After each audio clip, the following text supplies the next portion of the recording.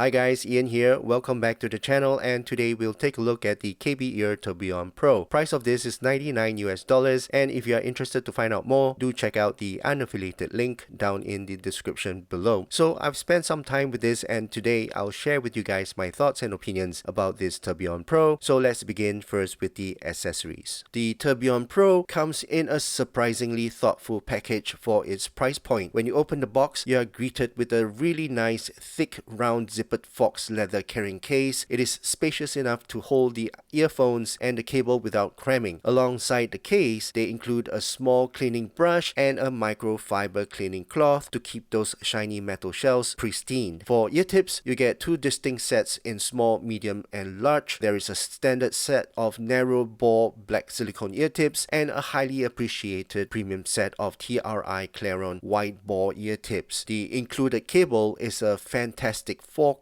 twisted silver-plated copper cable with a standard 0.78mm 2-pin connection and a 3.5mm termination. It is incredibly soft, malleable, and exhibits virtually zero microphonics when rubbing against your clothes. Moving on to the design and build quality, the Tourbillon-Pro are built incredibly well. The earpiece features an all-metal cavity constructed entirely from durable zinc alloy, giving them a distinctly premium and solid feel in the hand. The highlight of the design is the faceplate, which has a glass cover showcasing a complex decorative gear tourbillon design underneath. It gives the IEM an awesome steampunk aesthetic, and it is eye-catching but nicely balanced. The shells are flawlessly assembled with no sharp edges, and they feature a dual chamber cavity design with two distinct vents for the internal dynamic driver to breathe and push air properly. Now, in terms of fit and comfort, these utilize medium-sized shells that sits very securely in my ear. They are slightly on the heavier side due to the all-metal zinc alloy construction, but the ear hooks on the cable do a fantastic job of distributing the weight over my ears. The nozzle has a 6mm diameter and it is slightly elongated, which means the IEM sits a little bit further outside my ear canal. However, once I found the right ear tips, they provide a secure fit and surprisingly excellent passive noise isolation. I experienced zero fatigue or pressure points during my extended listening sessions. Okay, now let's talk about the sound performance of the Tourbillon-Pro. First, let's quickly run down the core technical specifications. The Tourbillon-Pro is powered by a single 10mm dynamic driver featuring a composite diaphragm made of PU, PEEK, and DLC blue diamond coating. It has an impedance of 19 ohms and a sensitivity of 101 dB, and with a standard frequency range of 20 to 20,000 Hz. So I've tried this with my MacBook, PC, DABs, and DACs, and because of its sound signature, I recommend pairing this with a highly neutral, resolving, and analytical source, because this IEM has a distinctly warm and slightly dark tone. Utilizing a neutral source helps to open up the top end and air and tighten the bass presentation. Now, in terms of tone and timbre, the Tourbillon-Pro strongly leans towards a warm, musical, and highly organic presentation. The naturalness of instruments and voice is quite impressive here, carrying a significant amount of weight, body, and lushness. It heavily embraces a classic analog feel rather than pushing a hyper-detailed clinical or digital feel. In the battle of warmth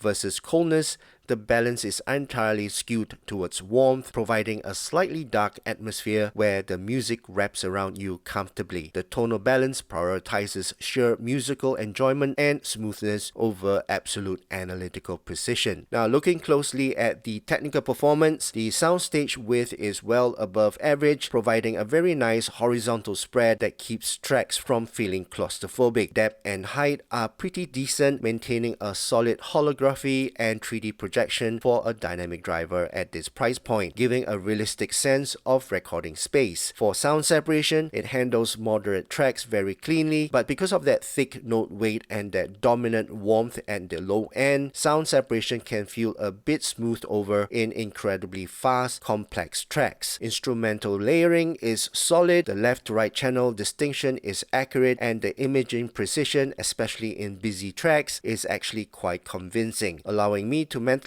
place instruments effectively across the stage. Detail retrieval is pretty smooth. Micro details in reverb tails and background elements are present, but they definitely take a backseat to the macro dynamics. Low volume articulations like subtle cymbal strikes or vocal breaths are smoothed over to prevent listening fatigue, and it retains this smooth character consistently, showcasing excellent performance at low versus high volumes. Overall resolution, sharpness, and refinement are generally average. The macro versus micro resolution balance heavily favors the bold macro dynamics. It has the ability to distinguish overlapping instruments reasonably well without congestion, but it isn't designed to extract the absolute last microscopic drop of resolution. Alright, so now let's talk about the overall sound signature, and I'll post my graph somewhere up here. And this is a smooth, warm, non-traditional V-shaped tuning. So let's deep dive into the frequencies. For the sub-bass, the extension goes very deep, delivering a visceral, physical rumble rather than just a dry texture. The control is fairly tight, though the decay lingers slightly to emphasize that analog musical warmth. Moving to the mid-bass, it retains significant impact and punch, sitting nicely above neutral. There is a gentle slope from the sub-bass into the mid-bass, yielding a very slight bleed into the mids, which gives the note weight a very thick and lean-free presentation. In the mid-range, the clarity of vocals and instruments is good, though the mid-range has a slight perceived recession due to the bass elevation. Deep male vocals benefit greatly from this tuning, sounding forward, rich, and commanding with excellent body. Female vocals remain smooth and well outlined, never becoming shouty, though they step slightly back in the mix. For the pinna gain, the naturalness of the ear gain rise peaks quite safely, ensuring excellent tonal accuracy in the upper mid-range. There is absolutely zero sibilance or shout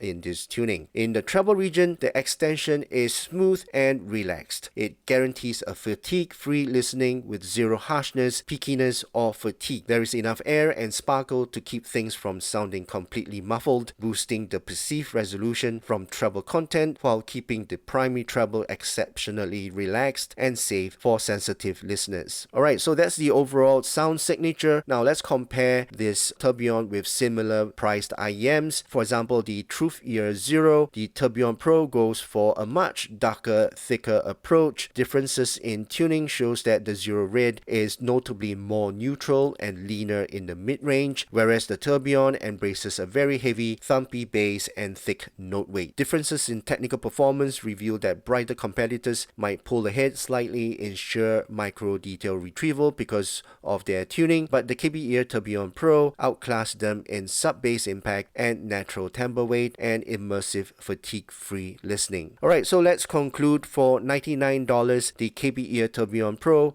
offers a highly compelling package. You get exceptionally steampunk-inspired all-metal build quality, fantastic cable, and a premium TRI Clarion ear tips right out of the box. Sonically, it is absolutely heavenly for those who are treble sensitive and crave a rich, warm, bass emphasized analog presentation. It won't satisfy critical detail chasers, but for sheer musical enjoyment and fatigue-free listening sessions, it provides fantastic overall value. Alright, so that's it guys for my overall thoughts and opinions about this KBEAR Tourbillon-Pro. I hope you guys enjoyed watching this video, and if you did, please give this video a thumbs up, and also please don't forget to subscribe to my channel. My name's Ian. Thank you so much for watching, and I'll see you guys again in my next video. Cheers.